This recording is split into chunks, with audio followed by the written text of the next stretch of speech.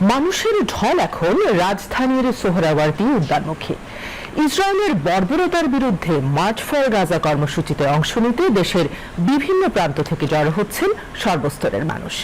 মানিক মিয়া এভিনিউতে না গিয়ে বিকেলে ৩টায় সোহরাওয়ার্দী উদ্যানে হবে গণজমায়েত।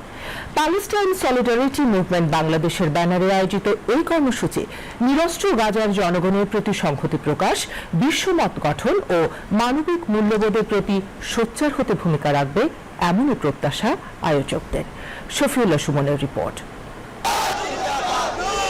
গাজায় চলমান বর্বরোচিত ইসরায়েলি আগ্রাসনের বিরুদ্ধে আন্তর্জাতিক জনমত গঠন ও মানবিক সহানুভূতি জাগ্রত করতে প্যালেস্টাইন সলিডারিটি মুভমেন্ট বাংলাদেশের আয়োজনে এ মার্চ ফর গাজা কর্মসূচি। আয়োজকদের ভাষ্য, ফিলিস্তিনিদের উপর চলমান গণহত্যা ও জাতিগত নিধনের বিরুদ্ধে সম্মিলিত প্রতিবাদ জানাতেই এই উদ্যোগ। শুধুমাত্র মুসলমান হিসেবে নয়, মানবতার পক্ষে আমরা আজকে দাঁড়িয়েছি এখানে। আমাদের দাবি একটাই, অবিলম্বে ফিলিস্তিনের গাজায়, রাফাতে যেখানে মুসলমানদের নির্যাতন করা হচ্ছে তা অবশ্যই বন্ধ করতে হবে। গাজাবাসী যেন আগের মতো যেভাবে চলাফেরা করতো সেটা যেন পারে। বিশ্বের বিভিন্ন স্থানে মুসলমানদের উপরে জুলুম নির্যাতন হইতেছে।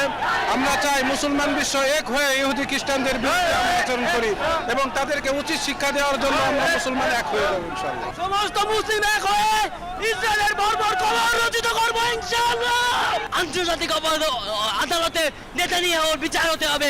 ইসরায়েল যদি আমাদের ফিলিস্তিনের মুসলমানদের হত্যাযজ্ঞ বন্ধ না করে, বাংলাদেশের তৌহিদি জনতা মুসলমান ইসরায়েলের মানচিত্র মুছে ফেলবে। কথা বলুন ঠিক কিনা? আমাদের পবিত্র মসজিদুল আকসাকে ধ্বংস করার জন্য তারা পায়তারা করতেছে।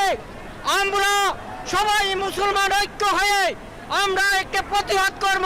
আমাদের এই মুসলমান মা বোনদেরকে, ভাই বোনদেরকে যেন তারা আর একটা হত্যাও না করতে পারে এবং আমাদের বাইতুল আকসাকে নিঃশেষ করে না দিতে পারে। কেননা বাইতুল আকসা এটা আমাদের প্রাণের দাবি। বাইতুল আকসা যদি মুছে যায়, আমাদের অস্তিত্ব মুছে যাবে। ফিলিস্তিনিদের প্রতি একাত্মতা ঘোষণা করতে কর্মসূচিতে যোগ দেন নারীদের একটি বড় অংশ। তুলে ধরেন তাদের প্রতিবাদী কণ্ঠস্বর। বাদ যায়নি ছোট্ট শিশুরাও। নারী হত্যা বন্ধ হোক, প্যালেস্টাইন ফ্রি হোক, স্বাধীন হোক প্যালেস্টাইন। আমাদের অ্যাজ এ মুসলিম হিসেবে এটাই আমাদের চাওয়া। প্রত্যেকটা মুসলিম মানুষ যেন এক হয়ে বলিষ্ঠ কণ্ঠে বলতে পারে, শিশু হত্যা বন্ধ করো। শিশু এবং নারী হত্যা যেন বন্ধ হোক এবং পশ্চিমা বিশ্বের যে আঘাতটা করছে এটা যেন বন্ধ হোক। ইসরায়েলিরা যেই বর্বরতা অত্যাচার শুরু করেছে তার বিচার চাই। আমাদের মতো স্বাধীনতা পাক, সুন্দরভাবে সুষ্ঠুভাবে জীবনযাপন করতে পারুক। এরই মধ্যে এই আয়োজনকে ঘিরে ব্যাপক সাড়া মিলেছে সামাজিক যোগাযোগ মাধ্যমে। আলেম ওলামা, ইসলামিক স্কলার ও সেলিব্রিটিরা ভিডিও বার্তার মাধ্যমে মানুষকে আহ্বান জানাচ্ছেন এই কর্মসূচিতে অংশ নেয়া। Shafiullah Suman, BTV news, Dhaka.